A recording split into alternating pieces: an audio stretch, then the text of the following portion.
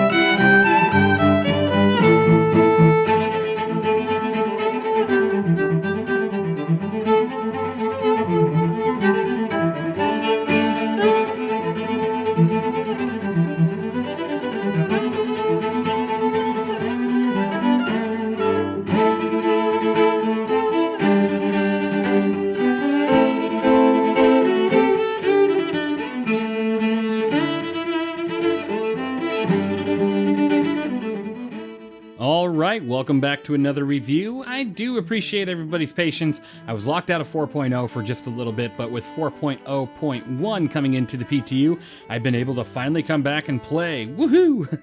So, started off with the live stream, and then if you haven't seen my most recent video, I thought it was really cool being able to solo my Polaris for a little bit, just, defensively. I wanted to fly it and, have a little bit of fun and go do some minor contracts, and then I got jumped by a Polaris that actually had a gunner or two, and I ended up raiding their ship after a long fight. So it was a pretty fun video. You should check it out if you want to. Otherwise, let's go ahead and get into the review here of the Drake Cutlass Steel. This is the dropship variant, and I'm going to tell you right now, it's not pretty. This thing has a much higher cost than your regular Drake Cutlass Black or the red or the blue, and I would say it's really not there. Let's start off with that. It is $235 if you were to buy it on the Pledge store, or if you buy it in-game, it is $3,997,350 aUEC. The in-game price, not so terrible, especially if you're in an org or, you need a ship to transport a bunch of troops around every once in a while. It's definitely not a terrible price point, but let's talk about everything else that goes along with a ship that is considered a dropship variant of the Cutlass.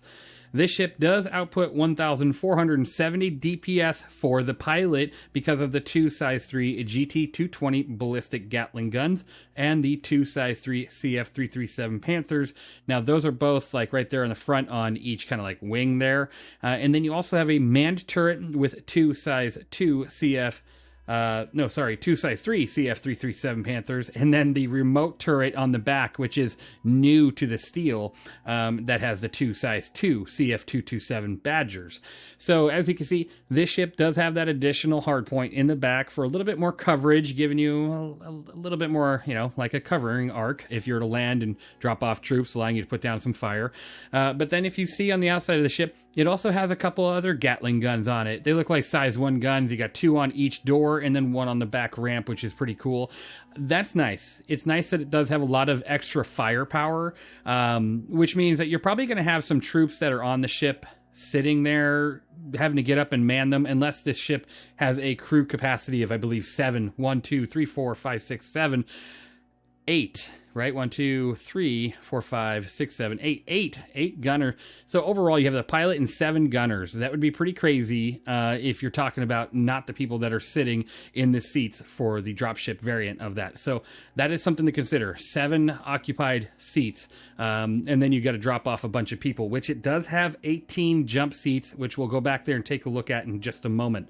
Now, outside of those guns, all these guns that you do have, you also have 8 size 3 Arrestor 3 missiles and 8 size 2 Tempest 2 missiles. So it's an okay amount of missile firepower. I mean, again, it's supposed to be the dropship variant. So honestly, the one thing I was hoping this ship would have, it doesn't have. And that's its balance on health and shield. So if we're looking at that, this ship has a total shield strength, and it's a bubble shield, by the way, only one size 2 generator, giving you 4,740 shield. And then you also only have 32,162 ship HP. Obviously, someday, ship HP won't be a thing. But as of right now, since it is, I'm telling you, that is not a good amount of HP if you're going into a hot zone with this ship. So honestly, the Cutlass Steel is probably better off if you're going in behind lines or dropping them off a few miles away from the front lines. This is more or less that type of ship where you're kind of just bringing them in. It's not so much of a hot zone. Even though you have the firepower to withstand a hot zone, you don't really have the shield or the HP capacity, just like the Valkyrie. These two ships, even though they're kind of dedicated drop ships, they don't really have what you need to sustain life for long enough in a combat zone. Something to consider, especially when you're carrying 20 plus people. You don't want that to be a very short-lived trip for all those people. So on top of that, let's go ahead and talk about the ship's speed. This ship does have a top speed of 200 SCM with a 420 forward boost and a 240 backwards boost with a top nav speed of 1,100. And then its maneuverability is absolutely just terrible, sitting at a 35, 30, 100 pitch yaw roll, which means pretty much anything out there can outmaneuver you. And so you got to be very wary of that. If you get into any sort of conflict, you probably are going to have some trouble just because of that maneuverability alone. Now, obviously, this is a Cutlass. So if you're looking at like a Cutlass Black and then you add some additional weapons, that's kind of what you get here, except for you're missing a few things.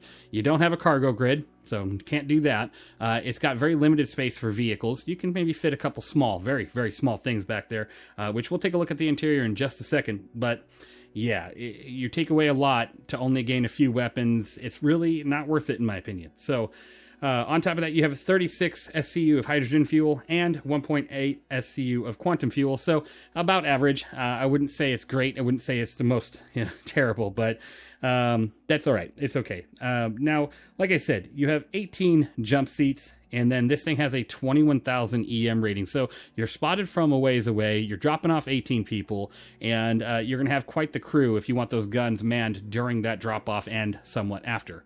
Let's go ahead and take a look at the interior of this ship. Starting off the back here, as you can see right above, as I've showed you in some of the prior clips, that is the rear remote turret with the two size 2s. And then if you walk through the back door here, you do have one of those size 1 Gatlings right here at the back, which you can deploy using the button here. Deploys that out so you can go ahead and get on there and shoot. I mean, it's a pretty nice firing arc. You just don't want to blast the guys that are getting out of the back of the craft when you're firing here. That'd be terrible. So just watch your fire. And then you have all these upgraded jump seats, which honestly, they just feel placed in here. It feels like a Cutlass back with a couple guns and really randomly placed seating. So it kind of gets rid of your interior cargo space altogether. And then, like I said, you could fit some very small, like hover bikes through here, stack them in here. So maybe you can get like a little raiding party. That'd be pretty cool. And then obviously you do have the 2 doors here with the 2 guns on them. A lot of gun firepower for your door gunners. Not like they're going to be doing too much, obviously. You're probably going to want to not have 7 crew members on here. So you're probably going to only occupy these for a moment and then have them jump off the ship to land wherever. Speaking of which, can you believe that this is a dropship with like a 10-foot fall right here while you're wearing like probably 80 to 120 pounds worth of gear, let alone your armor? There's a good chance you're going to break a leg unless that armor really prevents that, maybe like an exoskeleton. But yeah, pretty crazy, pretty crazy.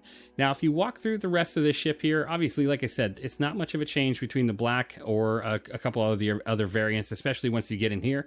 You have your, pretty similar layout. Right to the left, you have a couple storage lockers, which you can access if you press and hold. Well, not press and hold, but just press F on them. That allows you to access them. And then to the right, you do have a couple weapon lockers, and you have a relay station for when engineering comes into play. And then over here, you do have an engineering terminal. And then you have 2 beds and your manned turret, as well as a fire extinguisher. There is no kitchen, there is no bathroom, there is no way to take care of yourself as a crew. And now you have an additional spot for a gun, which is obviously right here. You have a remote turret and a manned turret. So you have 2 beds and only technically 3 crew, or 7 if you're manning all those guns. So kind of short there, which is too bad. Now, obviously, this co-pilot seat will operate the back remote turret. That manned seat operates the top manned turret. And then as the pilot, you got your pilot-controlled weapons. And here is your HUD right here with the multiple MFDs in front. You have only 3 now, and then you got your radar dead center. A lot of people are pretty upset about the change in the cockpit here. Totally understandable. This had a very advanced MFD looking thing for a Drake, and now it's kind of minimal. So let's go ahead and I'm going to take off really quick, and I'll give you my score on this ship. And I will be completely honest, I am not a fan because of the higher price tag. Oh, by the way, you can do VTOL thrusters by, hold on, I'm going to bring my landing gear up. If you press K, it will retract those thrusters back into an operational position for forward movement, or if you press K again, you can go ahead and land or take off. It is pretty nice. Now, again, I'm not too big of a fan of adding over $100 in cost just for some jump seats and a few guns, and then not touching the health pool or the shields or anything like that to make this an adequate drop ship for dropping in troops into any sort of combat zone. Sadly, I feel like this was quite the interesting push for a variant of a ship. For me, this ship, taking a look here, I mean, there's just so much. You don't have a components, gold standard pass. I'd say, honestly, this is a 3 out of 10 for me. A very low score. Even with it being that Cutlass frame and being viable as a Cutlass alone, you remove the cargo space, you remove a lot of the vehicle space, so no more rock mining, and you remove a lot of the function and ability out of it. If you're running into a hot zone, or if you want to do some sort of bunkers or anything, you could potentially pull it off, but I'd be very careful.